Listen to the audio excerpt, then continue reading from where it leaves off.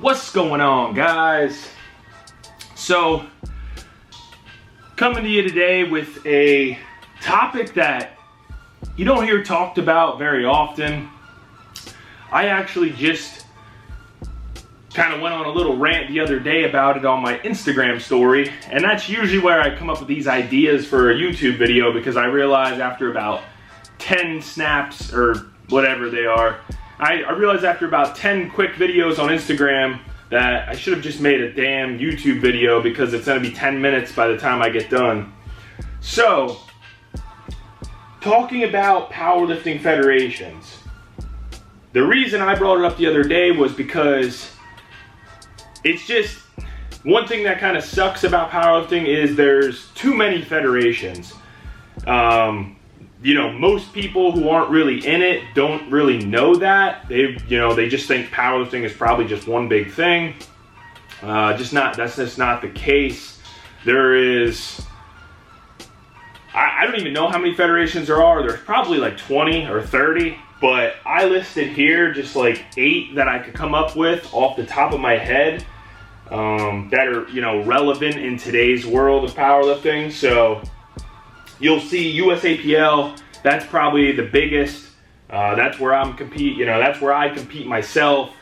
USPA, RPS, UPA, SPF, 100% raw, XPC, and IPA. So that's just 8 that I came up with pretty much off the top of the dome. What I really wanted to get into with that is, how do you decide on which federation that, fits you best, which federation you should compete in. So I just have 3 questions pretty much, or 3 factors that you should think about before you pick the federation that you compete in. And I want to add maybe a 4th one on to here that I just thought of right now. So number 1 though would be, are you drug free or not? The only, drug tested federation is the USAPL, and I believe the USPA now has a drug tested division, as far as I know, and I could be wrong. I'm not an expert in these other federations. There's just too damn many of them. But as far as I know, most of the other federations besides the USAPL, there's really no drug testing policy. So, again, besides USPA, which I'm pretty certain has a drug-tested division.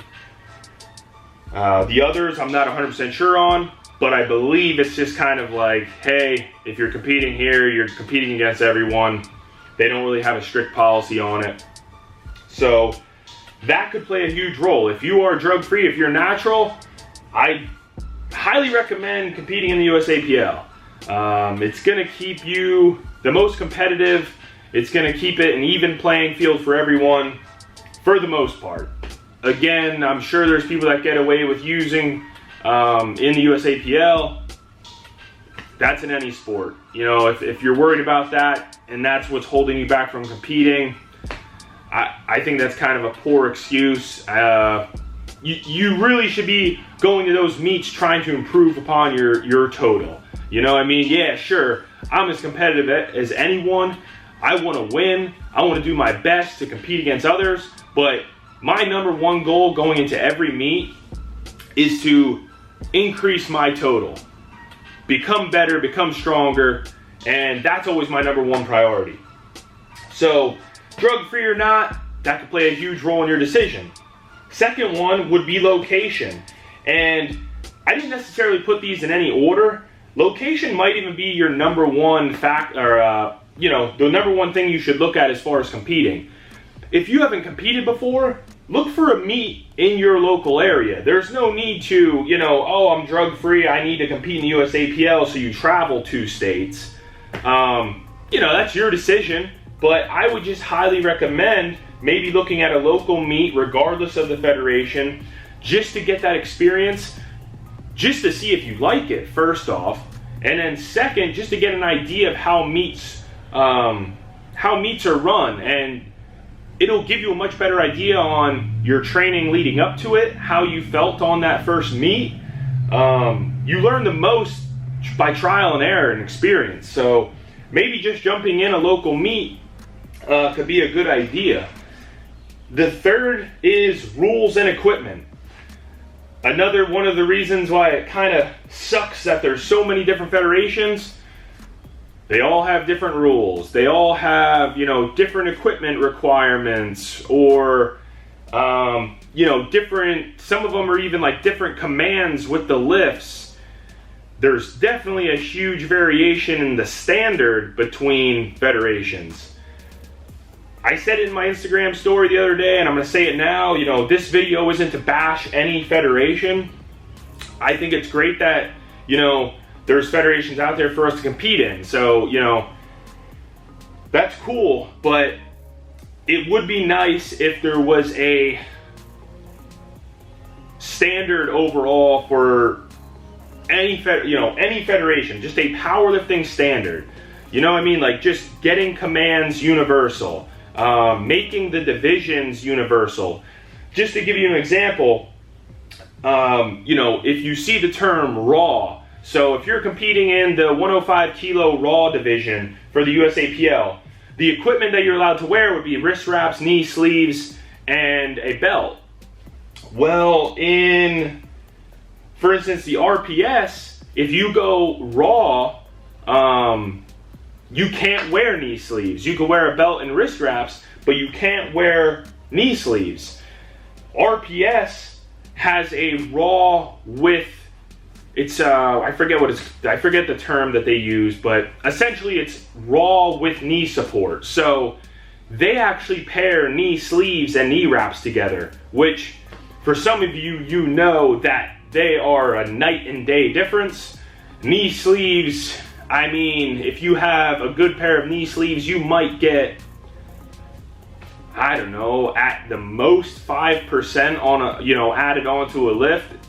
If you're wearing knee wraps, you can get up to a 10 to 20% increase in the amount of weight you can lift, depending on where you're at. So they're not the same at all as far as the support, but they are paired in the same division with RPS. Most of the time, if you see raw, it is going to be how the USAPL has it with wrist wraps, belt, and sleeves. If you see raw with wraps, that'll obviously be knee wraps, belt, and wrist wraps. So looking at the rules and the equipment, figure out what you feel comfortable training in and what you want to compete in. Personally, I like just going raw, which, in my opinion, is sleeves, wrist wraps, and belt. So, the USAPL, that's what their raw division is. So, not to drag this video out too much longer, I feel like, you guys can kind of see here, it can be a little confusing, and some of you might already be in this spot where you're like, I don't know where to start to pick a meet, you know what I mean? I don't even know where to look. Well, again, I'm going to always speak from the USAPL point of view. That's where I compete. I have the most experience in as far as coaching and just with their website and everything like that. The USAPL makes it really easy on their website. You just go on usapl.com, I believe it is. Click on calendar, and they actually list every single meet for the whole year. Like once you click on it, there will be like a more info button that brings you directly to the meet director's website where you'll see the details of the meet. So they make it really easy to find meets and get registered for. With that, I wanted to add in that fourth factor, and that is cost. So it isn't free to compete in any federation as far as I know. That will make a big difference, you know what I mean? Like the USAPL, you actually need to pay for a membership for, which is like, I don't know, I can't even remember what it is. I don't know. The membership for the year is like, I think, I don't know, I want to say like, I don't even want to say. I'm not sure what it is, but it's anywhere from 30 to 60. I'll say that. I forget. I should know. I've done it 3 years in a row now. But anyway, there's a membership fee. So that's just to be able to compete in their meets. After you get your membership, you then, you need to find a meet, and then you'll have to pay for the registration for the meet. So that's usually 60 to that could be anywhere from $60 to $120. So the only other federation I've ever competed in is RPS, and I believe they're a little cheaper. I think it was like $75 to do the meet, but like you don't need to pay for a membership. It's just one flat fee, and that's just to compete in the meet. So I'm not sure about the USPA. That's another big federation. I don't know if they have a membership fee or not, but again, that fourth factor might just be looking into the cost. Along with that is probably you're gonna go back to the location. You probably don't want to travel out of state and pay for that travel, to compete in your first meet. You might show up to that meet and have a miserable time, and you waste a little extra money in the process. Find something local, get your feet wet, just get the experience under your belt first, and then maybe you find that you want to compete in the USAPL. Because you're drug-free, you want to compete at the highest level drug-free, so you want to compete in the USAPL, then maybe you end up traveling if you have to. So hopefully this helps you guys, gives you guys a better understanding of how to select your first meet. If you have any questions about finding a meet, comment below. I'd gladly help you. And those of you who don't know, have Run Everything Labs discount code available for you. RunEverythingLabs.com. It is WSP20, and that'll get you 20% off any supplements. If you guys are using them, you can check them out.